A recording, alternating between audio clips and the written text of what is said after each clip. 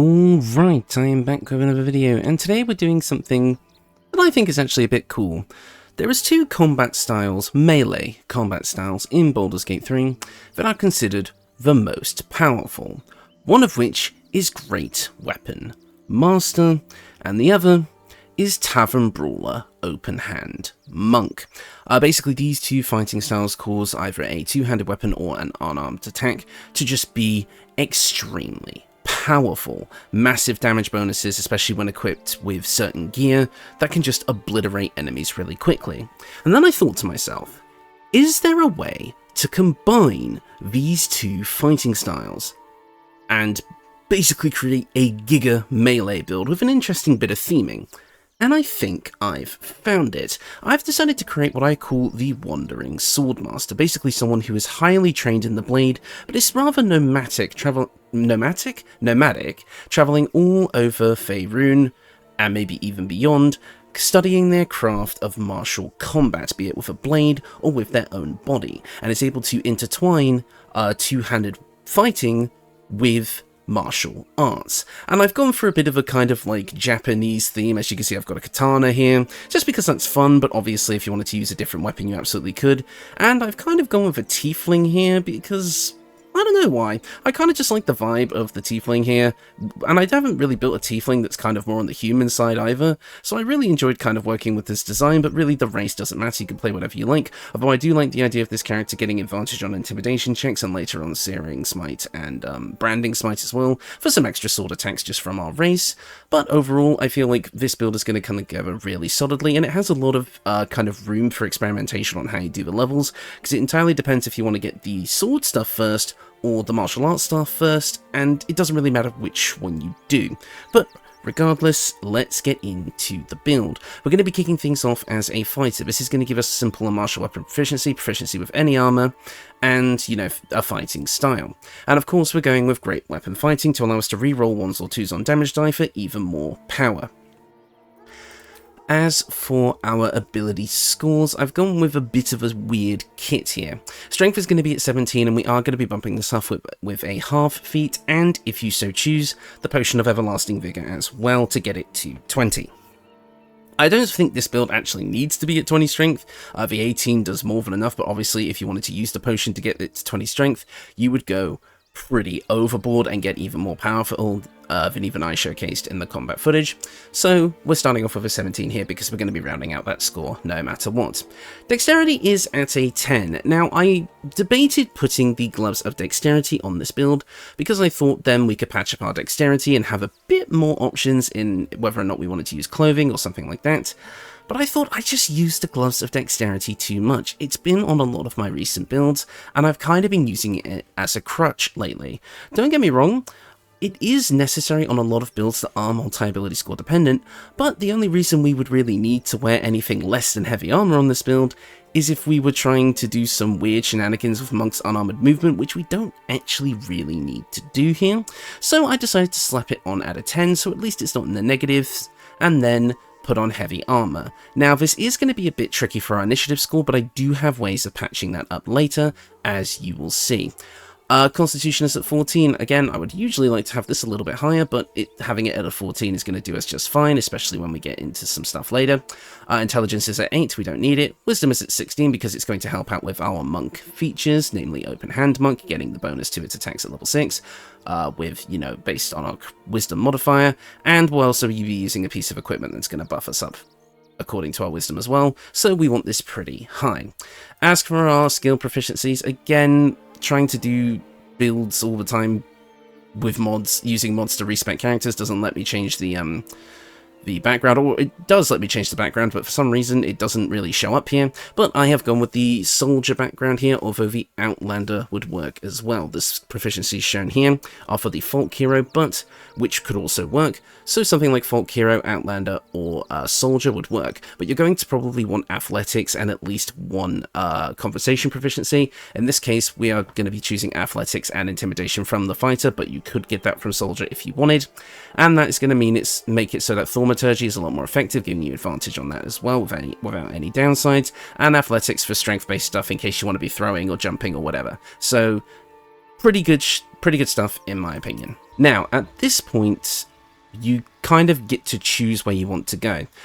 You can either go to Monk straight away to start working on the martial stuff, the unarmed strike stuff, or you can go further into Fighter to work on the weapon stuff. It's entirely up to you, but I am going to recommend that at level 2 you at least take a 1 level dip in Monk anyway. This is going to get you something like Flurry of Blows and Unarmed Strikes. And Unarmed Strikes is a bonus action because this is going to turn our versatile weapon here into a Monk weapon, because remember, any weapon can be a monk weapon as long as it's not two-handed and you have proficiency with it.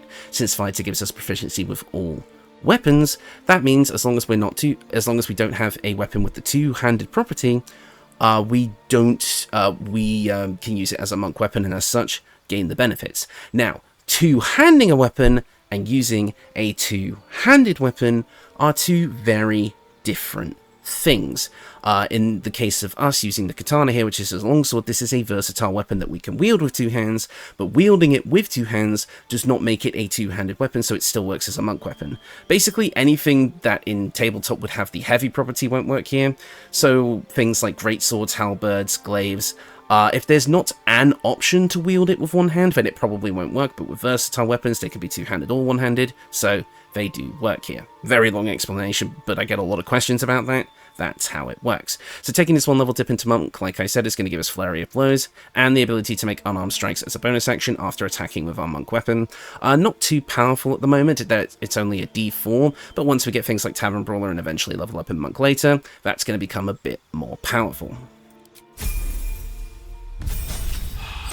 I'm going to dip back to Fighter now, just to kind of show the levels in order, and again, this build is feat heavy. Obviously, we want Great Weapon Master and Tavern Brawler, and since Fighter gives us an extra feat early, we might want to go that route first, but again, if you care more about the punchy stuff, because you kind of already have a decent chunk of power out of your weapon just from it being a 1d10 weapon, then that's entirely up to you.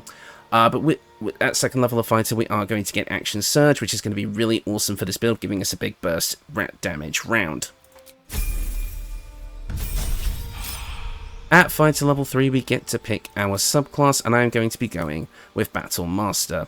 I will quickly point this out as well, because I know people are going to ask. Yes, there is some modded classes here, but the mods I have installed are not affecting this build. This is a completely vanilla build that you can build on console, but they are bringing mod support to console, and by them I mean Larian. So as such, I am going to be working more on modded builds in the future. There's going to be one every Sunday, and as such I'm trying to build up that little bit of a library so that when mods do come to console, through however method that happens, those builds should be available to everyone. So when that patch officially comes out, I'm hoping it's patch 7, that seems to be what they're implying, then we might be able to get into some seriously good stuff here. But for now, we're going to keep this build totally vanilla as of patch 6, hotfix 21, I believe. So we're going to be going with Battle Master here. Battle Master is going to give us maneuvers. These maneuvers are basically going to allow us to have special extra attacks that we spend a superiority die on. We have 4 of these, and they recover every short rest.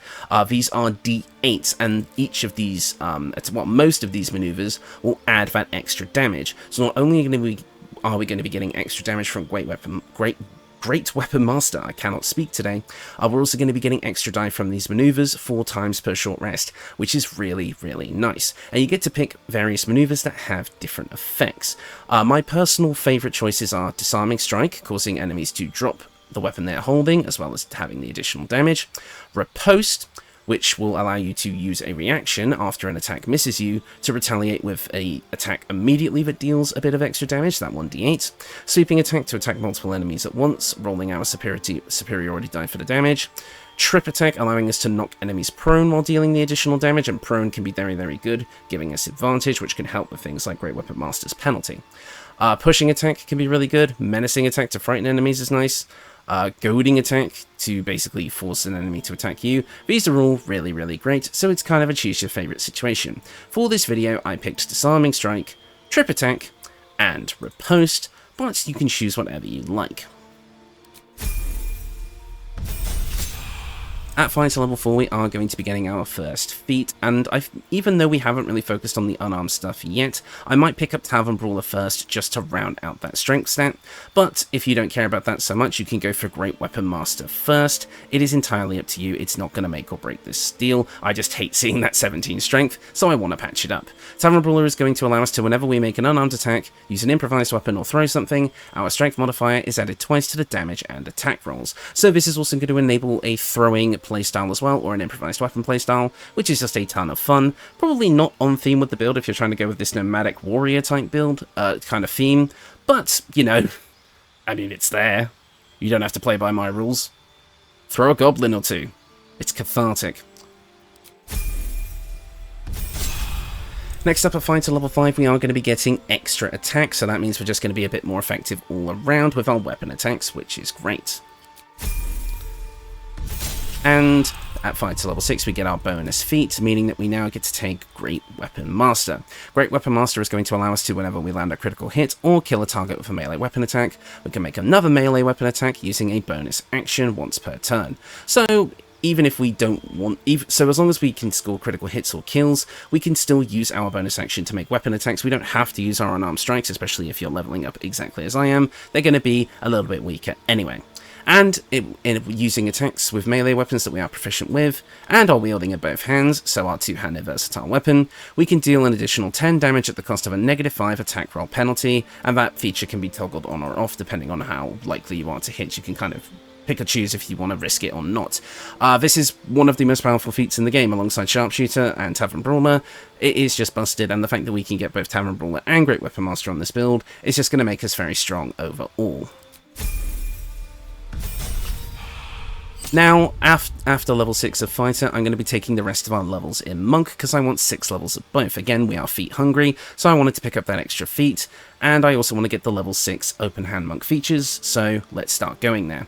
With level 2 of Monk, we're going to be getting improved unarmored movement, which does not matter for this build, so I don't know why I'm bringing it up, but we're also going to get Patient Defense, Step at a Wind Dash, and Disengage, all very decent features that can have a use in a variety of situations.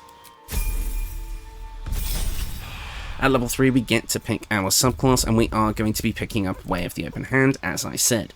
For a less fantastical nomadic warrior, this is probably one of the better subclasses. I mean, it's one of the most powerful melee subclasses in the game, bar none, thanks to Tavern Brawler just making all of your flurry of blow stuff and your unarmed strike stuff just absolutely busted.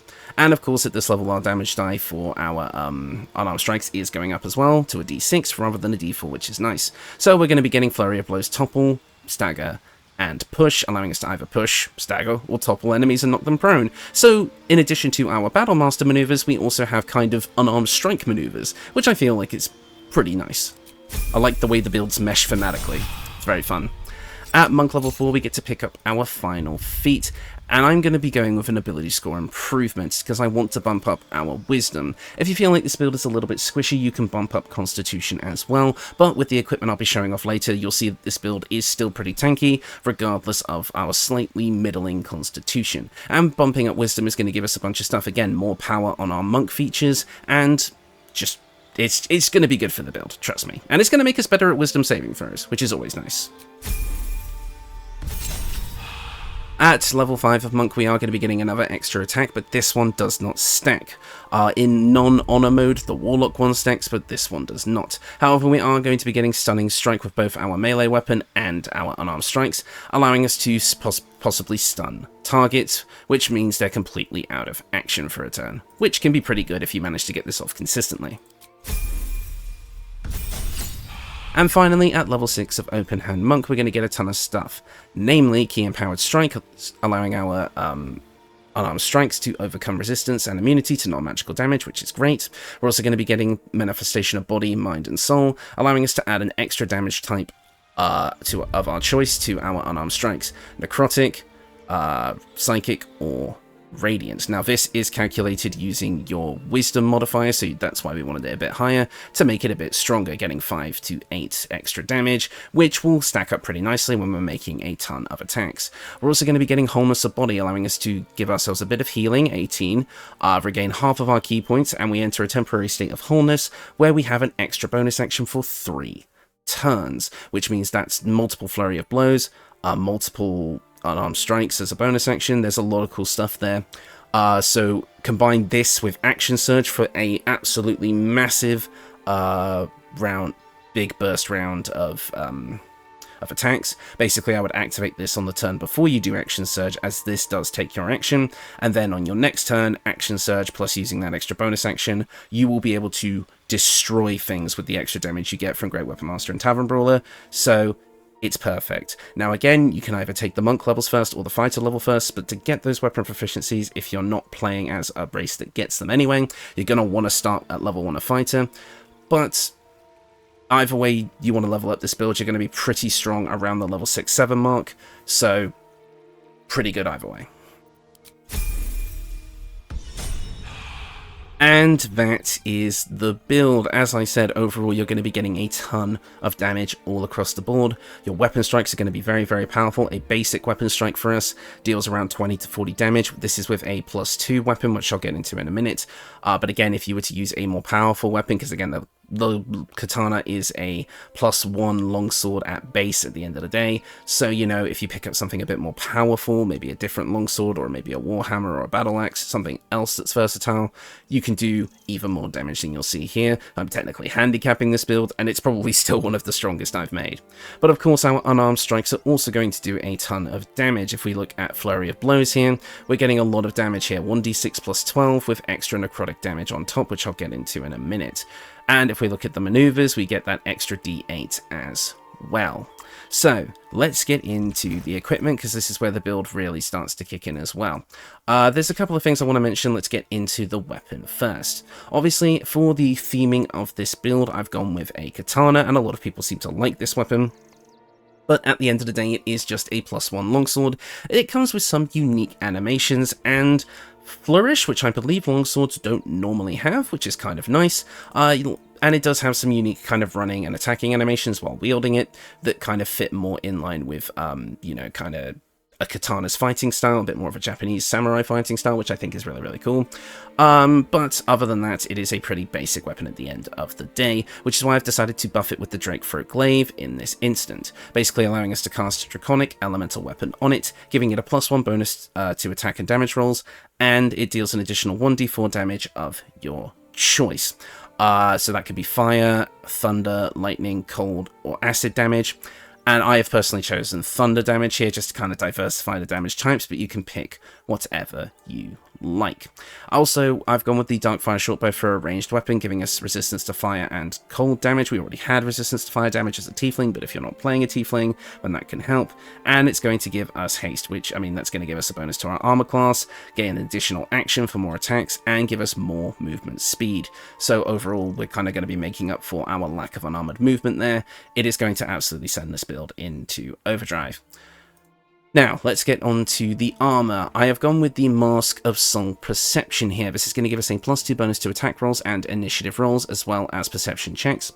The attack rolls, that's great. That's going to help us offset Great Weapon Master a little bit.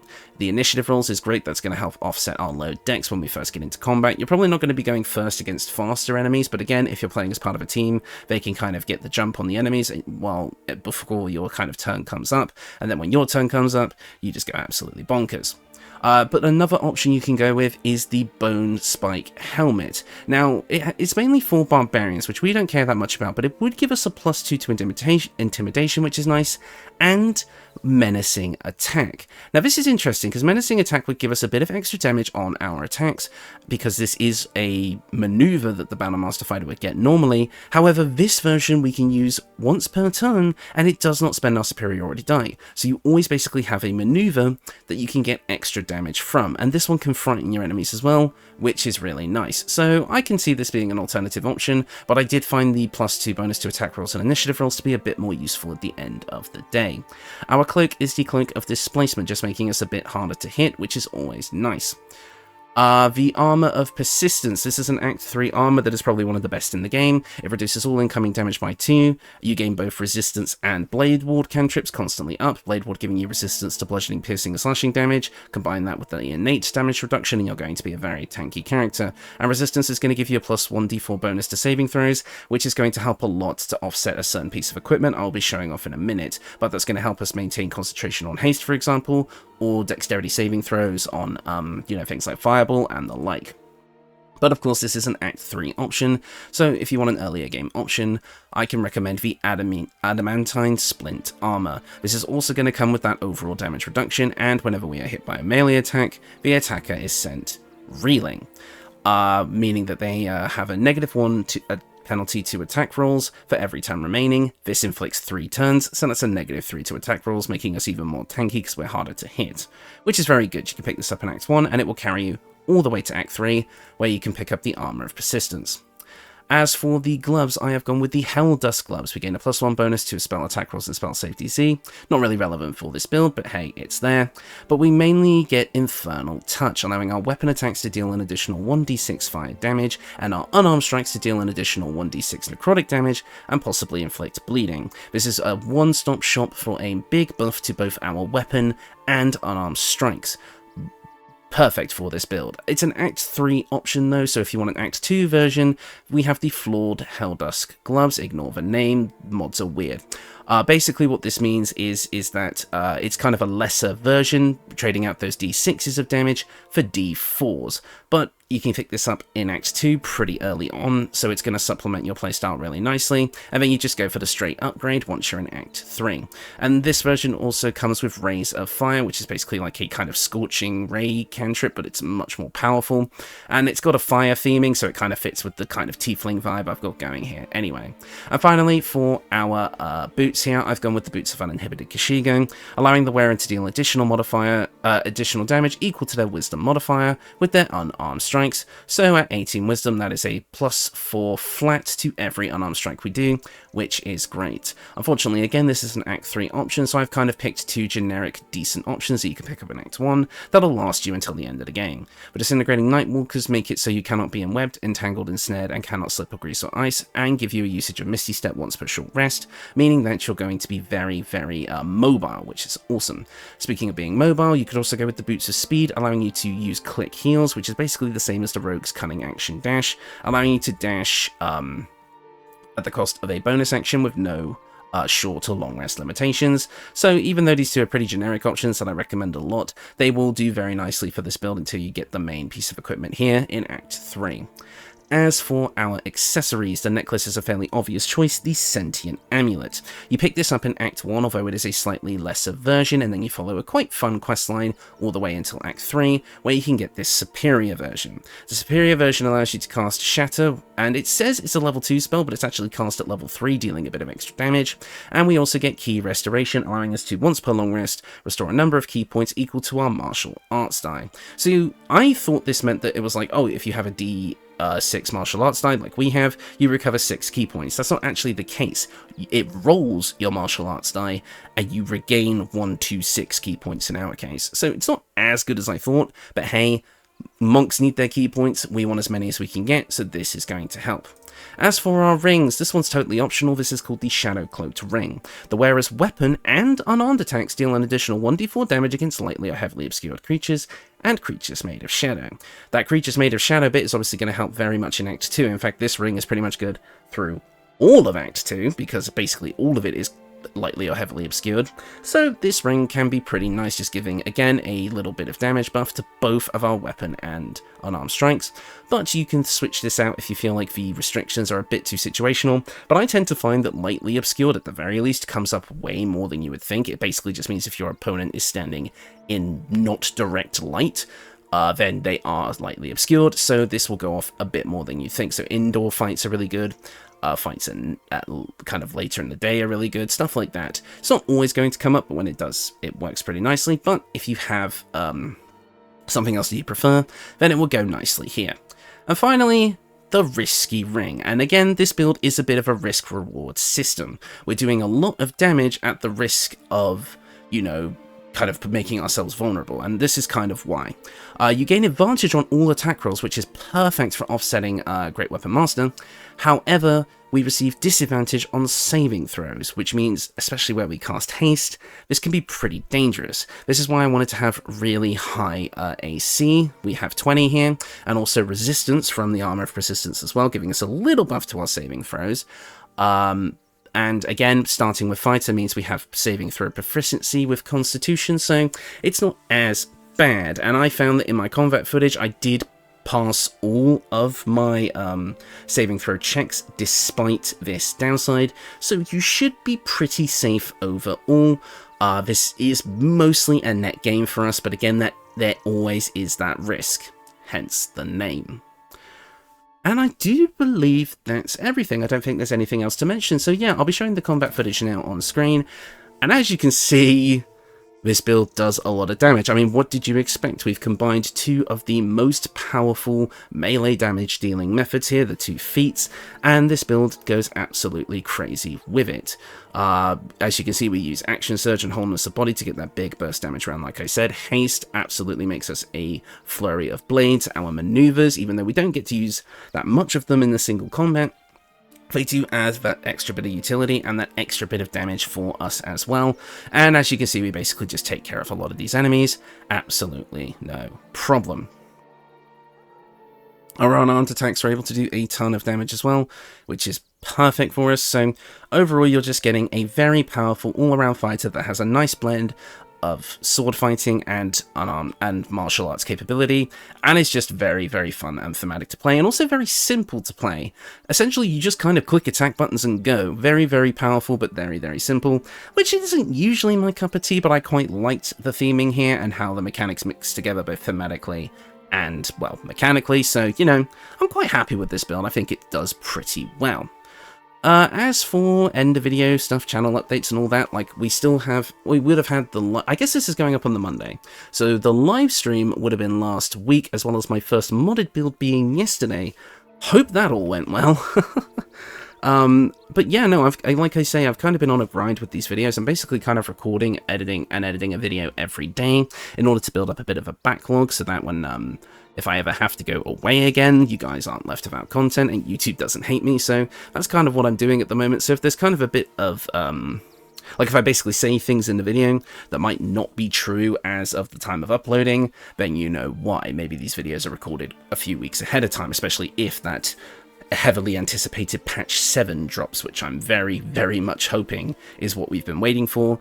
Again, proper mod support for both PC and console would be insane. I'm assuming that this is how I think that's going to work, by the way, just a little bit of theory crafting. Coming from playing Bethesda games like Skyrim and Fallout, I imagine Larian will have to open their own modding storefront, something similar to Nexus, but something that can be hosted on their own servers so that mods can be downloaded to console. And I guess if they're giving us official mod support, there is going to be a creation kit.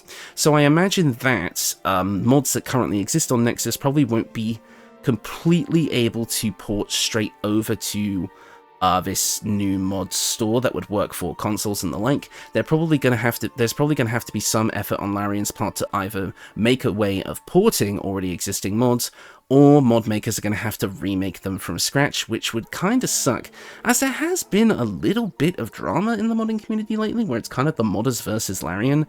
I don't know the exact specifics of it yet, but a lot of popular mods have either hidden themselves or kind of made public statements on their mod page about basically how Larian not providing official modding tools and like basically breaking mods with every update or something like that kind of, you know, messed up kind of relations, I guess. I don't know. I'm not an expert on this whole matter, so I'm hoping that this new patch, where they're giving official mod support, they make it easy for the modders to kind of keep their work going. Because as you know, whenever a patch drops, we have to wait a little while for mods to be fixed. So, you know, that's a lot of work for people who do all this free time. So I'm really hoping that Larian kind of helps them out a bit, and I'm hoping they do. I think they will. Larian are a very, very good and consumer-friendly studio, so I think they absolutely would kind of throw modders a bone in that case. But anyway, weird tangent aside, I think that will do it for me. I kind of just wanted to let the combat footage play, so I just kind of started talking and hoping it would last long enough, because this combat footage isn't as long as my previous ones. Again, this build kind of shreds, so I think I'll leave it all here. Thank you all so much for watching, and I will see you all next time.